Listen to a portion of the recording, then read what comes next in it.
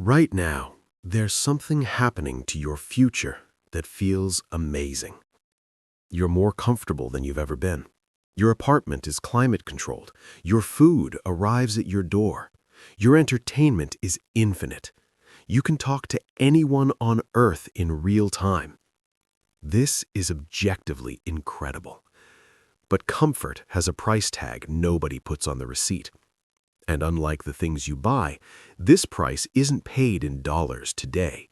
It's paid in something far more valuable: time and options and compound growth you'll never see coming.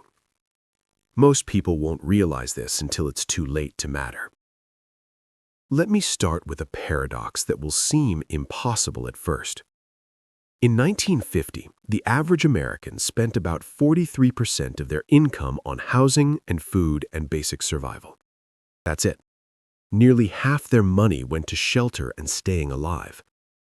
Today, that number is lower. We've solved this problem. Housing is cheaper relative to income. Food is so cheap that obesity, not starvation, is the poverty indicator.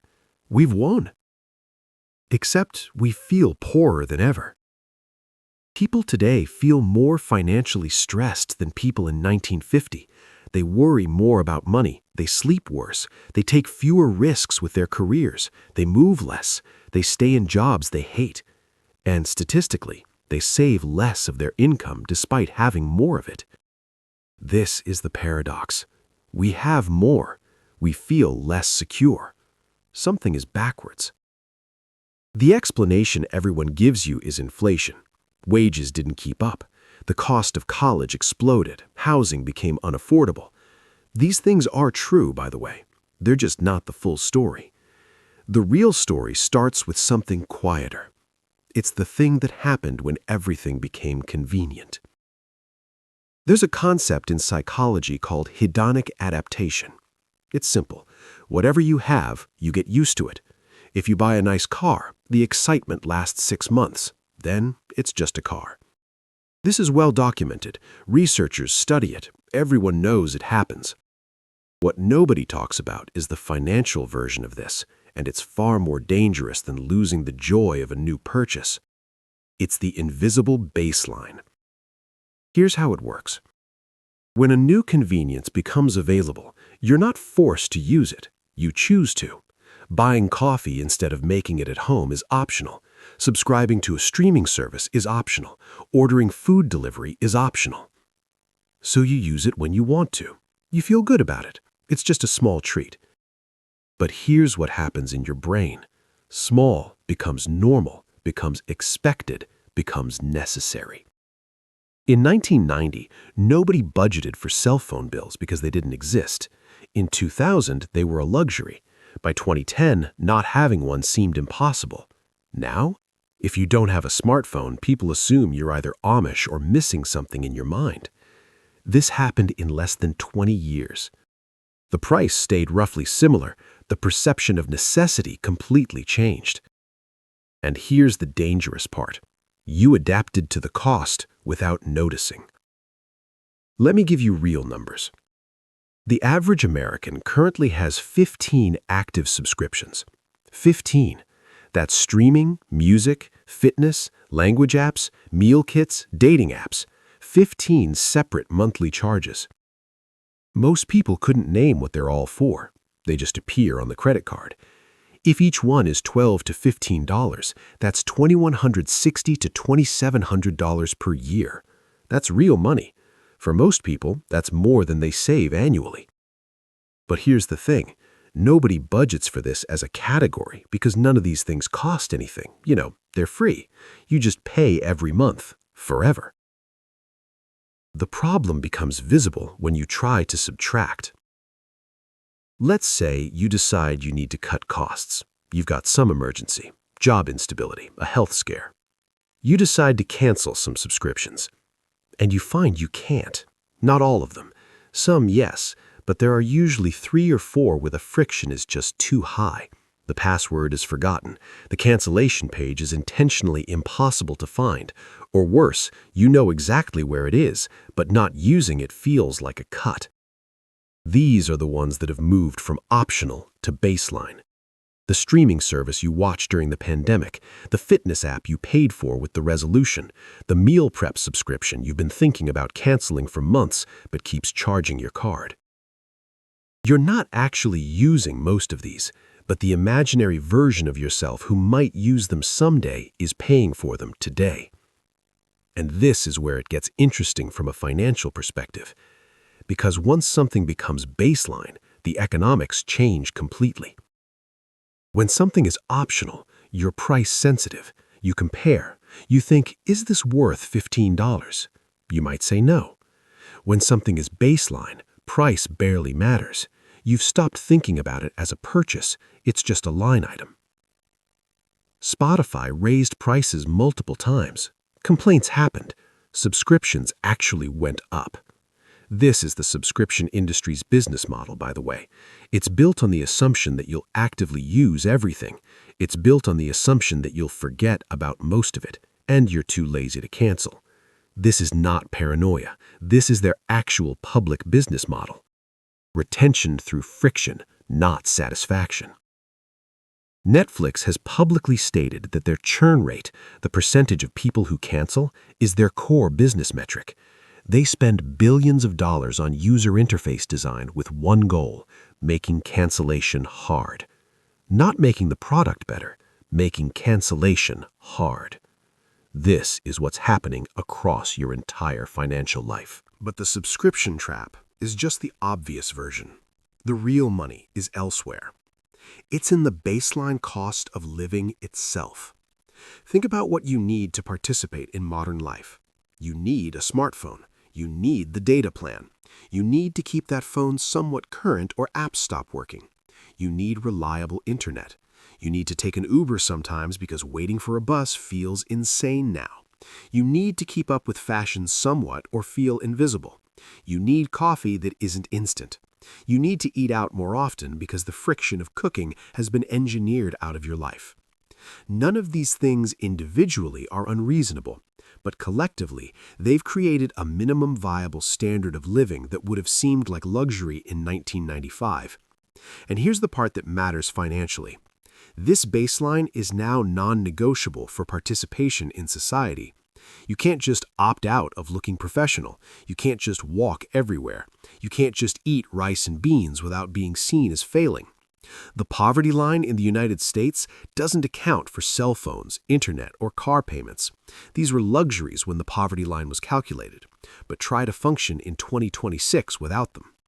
So people who should statistically be comfortable, people making $50,000, $60,000, $70,000 a year, feel poor because they're not comparing themselves to the poverty line. They're comparing themselves to the invisible baseline, and the invisible baseline is now very high. There's a phenomenon that came out of economics research called the relativity trap. It says that your financial satisfaction isn't absolute, it's relative. You feel poor not because you have less food or shelter than before. You feel poor because you have less freedom than you think you should have. In 1990, if you had a working car, a house, and food on the table, you were doing fine. Nobody expected more. Now, those things are table stakes. The actual baseline includes reliable internet, cell service, some entertainment, the ability to eat out occasionally, the ability to afford a small trip sometimes, the ability to use convenient services instead of doing everything yourself. Add all of that up, and the minimum cost of modern comfortable existence is genuinely higher, not because you're being irresponsible, because the world has literally raised the floor. And most people responded by not adjusting their expectations. They adjusted their debt instead. This is where the financial part actually gets dark, because convenience costs more than money. When you're spending 75–80% of your income on the baseline, the things you've come to need for normal participation, you have no cushion, no margin, no flexibility. This changes your entire financial life. The research here is clear. People with tight budgets take fewer risks. They stay in bad jobs. They don't quit to start businesses. They don't take sabbaticals to learn. They don't move for opportunity. They're paralyzed. Not because they're financially irresponsible, but because 1 month of lost income becomes catastrophic, so they optimize for stability instead of growth. This is the invisible cost of comfort. It's not the money, it's the trapped optionality. When you're spending money on baseline conveniences, that money can't compound, it can't invest, it can't become the capital that would let you take risks later. Here's the math that matters. If you're 25 years old and you spend an extra $300 per month on baseline conveniences instead of investing it, at 8% average returns, that becomes $827,000 by age 65. Not a suggestion, not a maximum, just a reasonable calculation. But more than the money, it's what that represents. That's 40 years of staying in the job you have, 40 years of saying yes to invitations instead of no, 40 years of letting life happen to you instead of directing it. And the trap part, the thing that makes this actually dangerous, is that it all feels right in the moment. Nobody wakes up and thinks, I'm going to optimize for comfort at the expense of future optionality. That's not how humans work. You wake up and think, I'm tired, I'll get coffee instead of making it. $3, nothing. But those nothings compound too. The subscription you forgot about, the convenience service you're too comfortable with to cancel, the expensive neighborhood you live in because it feels safe, the car you're financing because the bus feels unreliable now. Each individual choice is reasonable. Collectively, they become a cage. And the cage feels like home. Here's what's genuinely clever about how this happened. It wasn't a conspiracy. It's just what profit-motivated companies optimizing for their own survival do. Every convenience company in existence has an incentive to make you comfortable with their service, to make you forget you're paying, to make cancellation feel like a loss. Every neighborhood has an incentive to become aspirational, which means expensive, which means you need more income to stay there. Every product category has an incentive to make the premium version feel normal, so the baseline costs more. This isn't anyone specifically being bad. This is systemic. It's the natural result of companies competing for your attention and money all at once. But here's what actually matters. Understanding this doesn't make you immune to it. Knowledge alone doesn't solve the problem. Because the comfort is real. The convenience is real. That coffee is actually better than the one you made at home. That streaming service does have shows you like. That convenient neighborhood is genuinely nicer.